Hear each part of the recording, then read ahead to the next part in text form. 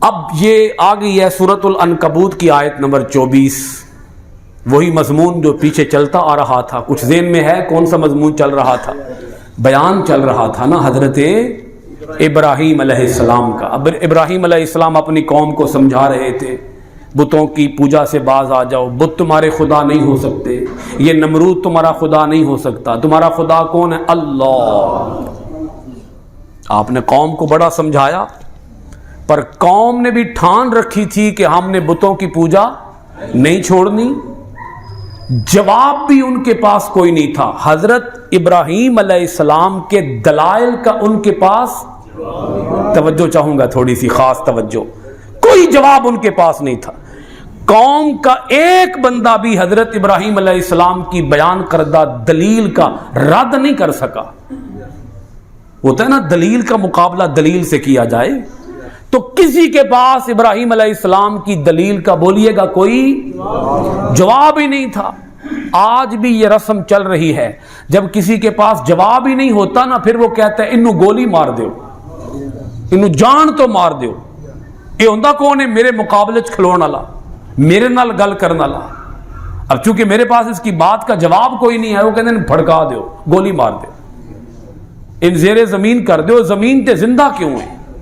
یہ آج بھی ہو رہا ہے. آج بھی ایسے لوگوں کو پھڑکایا جاتا ہے. کیا خیال ہے؟ ہوتا ہے نا ایسے، ان کھڈے لین لا دیو، انہوں قید کر دیو. میرے کو دی گل دا جواب تے ہے کوئی نہیں، بندہ تے سچا ہے. ادا مطلب ہے سچیاں نو ماریا جاندا ہے. کی خیال جے؟ سچیاں نو، کیونکہ سچیاں دی گل اتنی طاقت والی گل ہوندی ہے، اتنی پاور ہوندی ہے، دے وچ انہاں دی گل دا کوئی جواب تے دے ہی نہیں سکدا نا، وہ اندر پھڑکا دیو. اب دیکھیں اللہ پاک ارشاد فرماتا ہے فما کانا جواب قومہ الا ان قالوا. حضرت ابراہیم علیہ السلام کی قوم کے پاس ابراہیم علیہ السلام کی باتوں کا کوئی جواب نہیں تھا.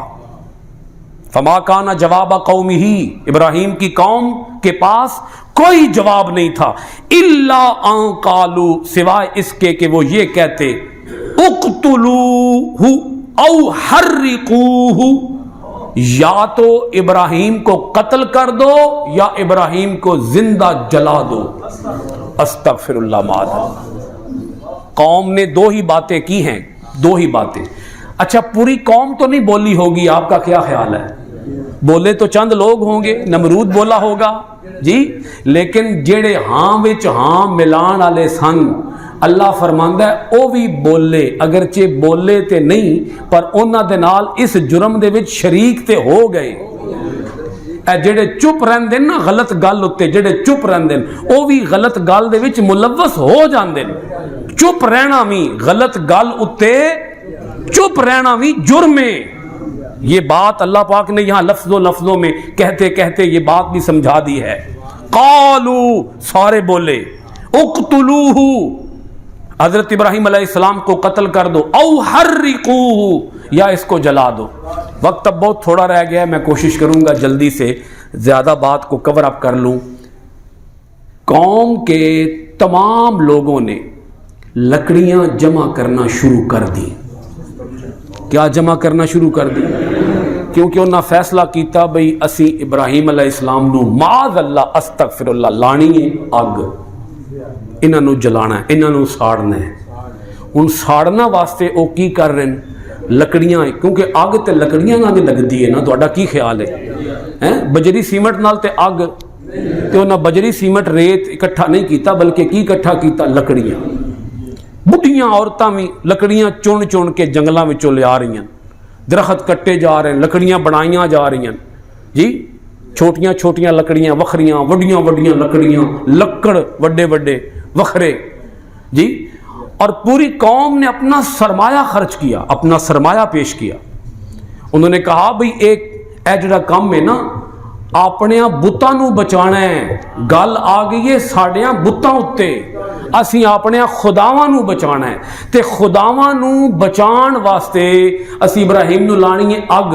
لہذا اس اگ واسطے لکڑیاں اکٹھیاں کرنا اے بھی ثواب والا کام ہے. استغفر اللہ. کیڑا کام ہے؟ اے ثواب ہے. لکڑیاں جمع کرنا بھی ثواب ہے.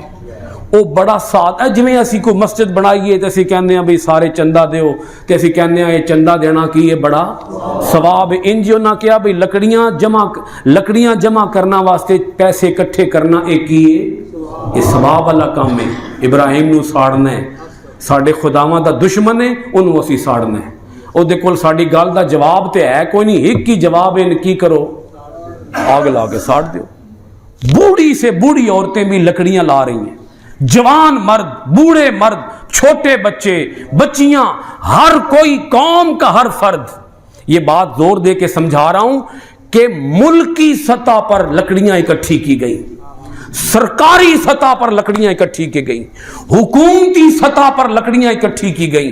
اتنی لکڑی اکٹھی کی گئی، اتنی لکڑی. آپ اندازہ فرمائیں پوری حکومت پیچھے کھڑی ہے، نمرود پیچھے کھڑا ہے، آرمی پیچھے کھڑی ہے. آرمی تل گئی اور اس وقت کی حکومت تل گئی، وزیر مشیر تل گئے، عوام تل گئے، پبلک تل گئی ابراہیم علیہ السلام کو جلانے پہ. اب پوری قوم اور ابراہیم علیہ السلام کلے تے انی آگے بھئی اتو آسمان اتو کوئی پرندہ بھی اڈے نا، پرندہ وہ بھی سڑ بھن کے تھلے آ جاندہ سی، انی آگ لا دیتی گئی. ہوں وہ سوچنا بھئی ابراہیم علیہ السلام نو آگ وچ سٹنا تے سٹنا کیویں ہے؟ اتنے کوئی بندہ نیڑے بھی جائے تے سڑ جاندا ہے، تے ابراہیم نو وچ سٹنا کیویں ہے؟ وہ ابلیس آیا، ابلیس نے آ کے ذہناں وچ گل پائی انج آردی نا ایک منجنیق مشین تیار کرو، توپ والی مشین. اے سمجھ لو بھئی توپ دنیا وچ پہلی جڑی توپ تیار کرائی سی وہ ابلیس ہی تیار کرائی سی. ایڈا پٹھی سوچ دا مالک ہے. انہوں نے کہا پیغمبر نو ساڑ دیو، ابلیس ہی وچ شامل ہو گیا. ابراہیم علیہ السلام کو اب منجنیق میں بٹھا دیا گیا ہے. اب یہاں ایک سوچنے والی چھوٹی سی بات ہے، اگر آپ سوچ لیں تو بھئی بندہ تے ایک باری بولنا، بندہ تے لکڑیاں اکٹھیاں کرن والا پورا ملک، تے جے بندہ ایک ہی ساڑنا سی تے انیاں لکڑیاں تے انی اگ لان دی لوڑ کر دی سی. ہے گل سوچن والی کہ نہیں؟ میں دعوت فکر دے رہا ہوں کہ آپ حضرات اس پوائنٹ کو تھوڑا سمجھنے کی کوشش فرمائیں. بھئی جے بندہ ایک ہی ساڑنا ہے تے انی لکڑ اکٹھی کر کے کی کرنی ہے؟ تسی جے دیگ ایک پکانی ہوئے تے لکڑیاں تسی فرض کر لو 100 من اکٹھی کر لو، تے بندے بھی کہنے کہ بھئی دیگ تے پکانی جے ایک تے لکڑیاں 100 من ایک آدھے واسطے، تے بندہ تے ساڑنا سی ایک تے لکڑیاں منا تے ٹنا دے حساب نال، تے پورا ملک پیچھے لگا ہوا ہے لکڑیاں اکٹھی کرنے کے لیے. اس کا مطلب یہ ہے ان کے ذہن میں کہیں یہ خدشہ موجود تھا کہ ہو سکتا ہے کہ ہماری اتنی بڑی آگ بھی اس ایک بندے کو جلا نہ سکے.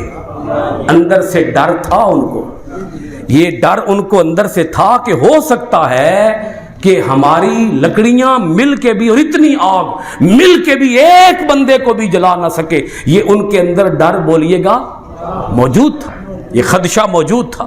پر وہ لکڑیاں پھر بھی اکٹھی کر رہے تھے، اتنا ڈر ہونے کے باوجود لکڑیاں پھر بھی اکٹھی کر رہے تھے اور سوچ یہ رہے تھے اپنے طور پر کہ اتنی بڑی جب آگ ہوگی تو ایک ابراہیم ہے، یہ آگ اگر پہلی بات تو یہ ہے کہ ابراہیم کے رب کے پاس اتنی طاقت تو نہیں ہوگی نا، یہ وہ سوچ رہے تھے اتنی طاقت تو نہیں ہوگی کہ یہ اتنی بڑی آگ ابراہیم کا رب بجھا لے گا. چلو اگر بجھا بھی لے گا بجھدیاں بھی ایک بندہ تے اخیر ساڑی جائے گا.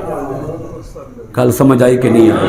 سمجھانے کی کوشش کر رہا ہوں. ایک بندہ تے آخر ساڑی جائے گا. ہون رب دا قرآن سنو، اللہ فرماندہ کی ہے، وہ فرماتا ہے اب میری طاقت دیکھو.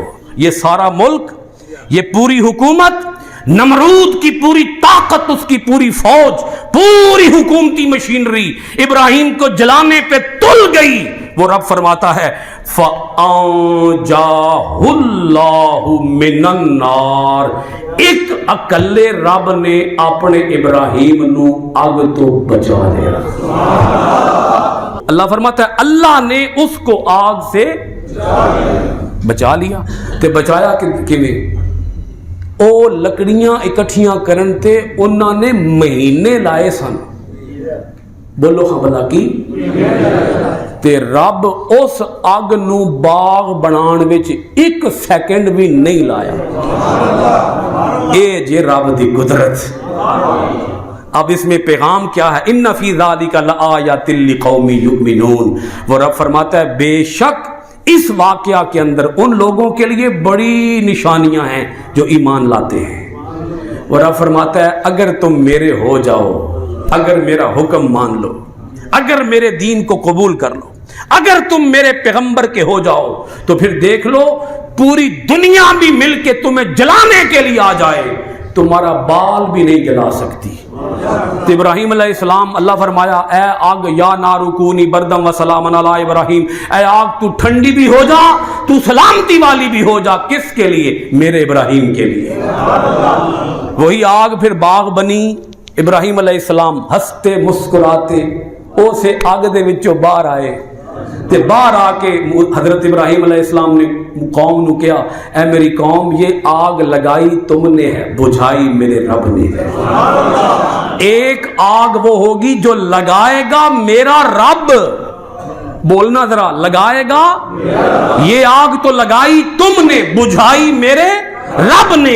ایک آگ وہ ہوگی جو لگائے گا میرا رب اور اس میں جلائے گا تمہیں، اور تم اس کو بجھا نہیں سکو گے۔ فما علینا الا البلاغ المبین۔